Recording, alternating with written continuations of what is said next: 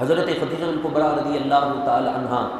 سب سے پہلے جب آپ نے میرے محبوب علیہ الصلاۃ والسلام کو دیکھا، پیشانی پر نور نبوت چمک رہا تھا، اسی وقت سے آپ کے دل میں حضور علیہ الصلاۃ والسلام کی محبت پیدا ہو چکی تھی۔ ہوا یہ کہ جب رسول اللہ علیہ الصلاۃ والسلام کی عمر 25 سال تھی اور حضرت خدیجہ الکبریٰ رضی اللہ تعالی عنہ کی عمر اس وقت 40 سال کے قریب تھی، اور حضرت خدیجہ خاندانی اعتبار سے بڑی مالدار عورت تھی۔ آپ کا تجارت کے قافلے ایک شہر سے دوسرے شہر، ایک ملک سے دوسرے ملک جایا کرتے تھے، اور آپ خود چونکہ خاتون تھیں تو آپ نے ایک کوئی نہ کوئی بندہ مختص کر لیتی اور اسے کہتی کہ جب تم اپنا قافلہ لے کر جانے لگو تو میرا سامان بھی لے جانا، جو پروفٹ ہوگا آدھا تم رکھ لینا، آدھا مجھے دے دینا۔ ایسے ہی رسول اللہ صلی اللہ علیہ وسلم بھی اپنا قافلہ لے کر ایک شہر سے دوسرے شہر، ایک گاؤں سے دوسرے گاؤں جاتے تھے۔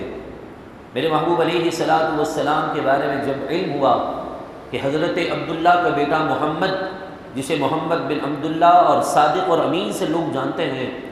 تو حضرت خدیجہ نے یہ دل میں ارادہ کیا کہ میں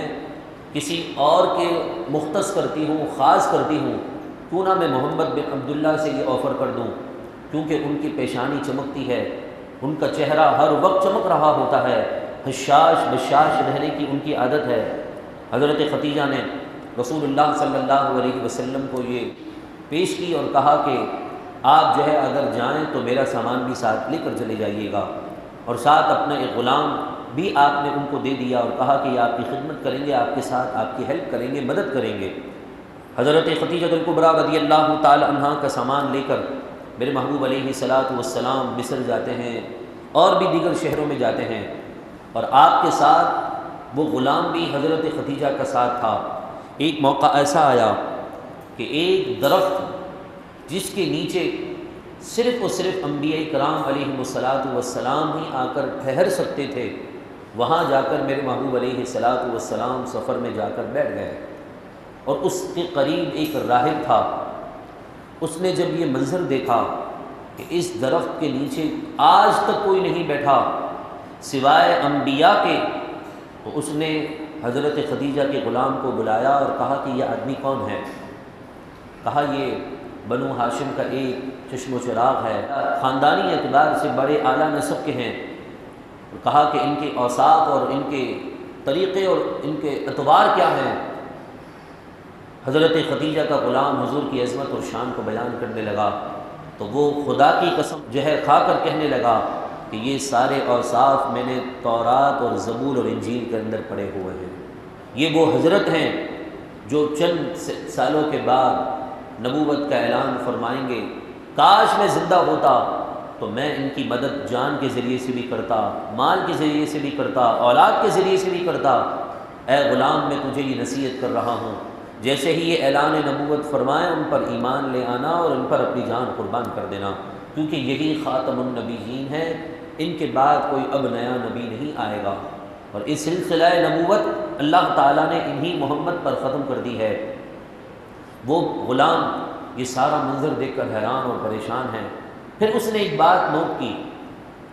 دیکھا کہ پورے علاقے میں دھوپ ہوتی تھی، روشنی بڑی تیز ہوتی تھی، دھوپ کی گرمی کی شدت ہوتی تھی، لیکن جس مقام پر میرے محبوب علیہ الصلاۃ والسلام چل رہے ہوتے گویا وہاں پر بادل سایہ حضور کے اوپر کر کر چل رہا ہوتا تھا۔ یہ غلام نے بات نوٹ کر لی، اور جب یہ قافلہ مکۃ المکرمہ کی طرف آنے لگا تو دور حضرت خدیجہ الکبریٰ رضی اللہ تعالی عنہ اپنے سامان کا انتظار کرنے کے لیے شہر سے باہر آ جاتی ہیں۔ دیکھا کہ قافلہ سامنے سے آ رہا ہے، اور جب سارے قافلے کے اوپر دھوپ ہے اور اس وقت بھی اگر کوئی سایہ کیے ہوئے ہے اور کسی پر اگر سایہ ہے تو وہ آپ کے اور میرے آقا جناب محمد مصطفیٰ صلی اللہ تعالی علیہ وسلم کی ذات تھی۔ حضرت خدیجہ فرماتی ہیں کہ مجھے ایسا محسوس ہوا کہ دو فرشتے حضور علیہ الصلاۃ والسلام پر سایہ کیے ہوئے ہیں اور سائے میں حضور کو لے کر جا رہے ہیں۔ جب یہ منظر دیکھا تو میرا دل ان پر آ چکا تھا۔ ویسے ہی حضرت خدیجہ صرف مالی اعتبار سے بڑے پاورفل نہ تھی، اللہ نے حسن و جمال بھی بڑا عطا کیا تھا، اور حسن و جمال کی وجہ سے قریش کے اور دیگر علاقوں کے بڑے بڑے سردار یہ خواہش کرتے تھے کہ ختیجہ سے ہمارا نکاح ہو جائے۔ ختیجہ، حضرت ختیجہ الکبریٰ رضی اللہ تعالی عنہا کو نکاح کا پیغام اکثر آیا کرتا تھا۔ آپ نے ہمیشہ ان کو ٹھکرا دیا، کیونکہ اس سے پہلے آپ کی 2 شادی ہو چکی تھی،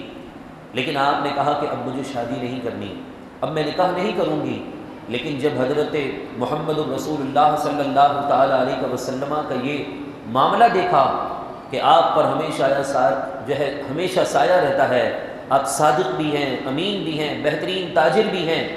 اللہ تبارک و تعالیٰ نے آپ میں بے شمار انعامات اور کوالٹیاں رکھی ہیں، تو آپ کا دل ان پر آ گیا۔ کہاں پہلے آپ نکاح کا منع کرتی تھیں، اب آپ نے خود رسول اللہ کے گھر میں اپنے چاچا کے ذریعے سے نکاح کا پیغام دے دیا تھا، کیونکہ تقدیر کو کچھ اور ہی منظور تھا۔ یہ وہ خاتون تھی جن کے ذریعے سے اللہ تعالیٰ نے حضرت فاطمہ ہمیں عطا کرنی تھی، یہ وہ خاتون تھی جن کے ذریعے سے اللہ نے ہمیں سیدہ ام کلثوم عطا کرنی تھی، اور بے شمار حضور علیہ السلام کی جو اولادوں کا سلسلہ ہے وہ حضرت ختیجہ الکبریٰ رضی اللہ تعالی عنہ سے ہوا۔ پھر اس کے بعد نکاح کا پیغام حضرت ختیجہ کے ذریعے سے ان کے چاچا کے ذریعے سے حضور علیہ السلام کے گھر تک پہنچا۔ آپ نے اپنے چاچا حضرت حمزہ اور حضرت ابو طالب کے گھر پر آپ نے یہ پیغام پہنچا دیا اور کہا کہ اس طرح کا معاملہ ہے، تو اتنی شرف والی خاتون اور اتنی عزت والی خاتون، پاک دامن خاتون کی طرف سے نکاح کا پیغام آئے تو کون انکار کرتا۔ حضرت حمزہ نے فوراً نکاح کا پیغام قبول کر لیا اور کہا کہ ہمارے بھتیجے کا یہ نکاح کا موقع ہے، ہم سب شریک ہوں گے۔ شیخ ابو طالب نے جو ہے وہ نکاح کا خطبہ پڑھا اور ایجاب و قبول ہو گیا۔ پھر اس کے بعد اللہ کے محبوب علیہ السلام کی ازدواجی زندگی کا معاملہ شروع ہوتا ہے۔ 25 سال سے لے کر 40 سال تک، یعنی 15 سال اعلان نبوت سے پہلے میرے محبوب علیہ السلام حضرت ختیجہ الکبریٰ رضی اللہ تعالی عنہ کے ساتھ رہے، اور بہت کچھ حضرت ختیجہ کو آپ نے سکھایا، دینی اور دنیاوی معاملات میں بہترین آپ کو اللہ نے وہ لقب بھی عطا فرمایا۔ اور پھر مزید 10 سال آپ رہیں ساتھ، اور اعلان نبوت کے 10 سال کے بعد جنت المالا میں حضرت ختیجہ الکبریٰ رضی اللہ تعالی عنہ کو دفن کر دیا گیا جب آپ کا انتقال ہو گیا۔ چونکہ اس وقت نماز جنازہ کا یہ مشروع طریقہ شریعت میں آیا نہیں تھا، تو اس لیے جیسے ہی حضرت ختیجہ رضی اللہ تعالی عنہ کا انتقال ہوا، آپ کو جنت المالا جو مکہ المکرمہ کے اندر، شہر مکہ کے اندر جو ایک مشہور قبرستان ہے جہاں اور بھی دیگر اللہ کے مقرب بندے اور بندیاں آرام کر رہے ہیں، وہاں جنت المالا میں آپ کو دفن کر دیا گیا۔ خود آپ کی قبر میں میرے محبوب علیہ السلام اندر تشریف لے گئے اور اس قبر کو اپنے نورانی اور عرفانی تمام تجلیات سے بھر دیا، اور اس کے بعد حضرت ختیجہ کو اللہ تبارک و تعالیٰ کے سپرد کر دیا۔ یہاں تک کہ حضرت عائشہ فرماتی ہیں کہ کوئی لمحہ ایسا نہ ہوتا جب بھی حضور میرے گھر تشریف لاتے تو حضرت ختیجہ کا ذکر ضرور کیا کرتے تھے۔ جب بھی میرے محبوب علیہ السلام قربانی کرتے یا کوئی صدقہ کرتے تو حضرت ختیجہ کے گھر والوں کو، ان کی سہیلیوں کو جو ہے وہ ان چیزوں میں سے ضرور بھیجتے تھے اور کہتے تھے کہ اے عائشہ،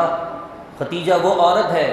کہ جب سب لوگوں نے میرے لیے دروازے بند کر دیے تو ختیجہ نے میرے لیے دروازہ کھلا رکھا تھا، جب سب لوگوں نے مجھ سے ناطے ختم کر دیے اس وقت میرا ساتھ دینے والی میری زوجہ، میری بیوی ختیجہ تھی۔ جس وقت لوگوں نے مالی اعتبار سے میرا بائیکاٹ کیا تھا اس وقت سارا مال مجھ پر نشاور کرنے والی وہ خاتون اول حضرت ختیجہ الکبریٰ ام المؤمنین حضرت ختیجہ الکبریٰ رضی اللہ تعالی عنہا ہیں۔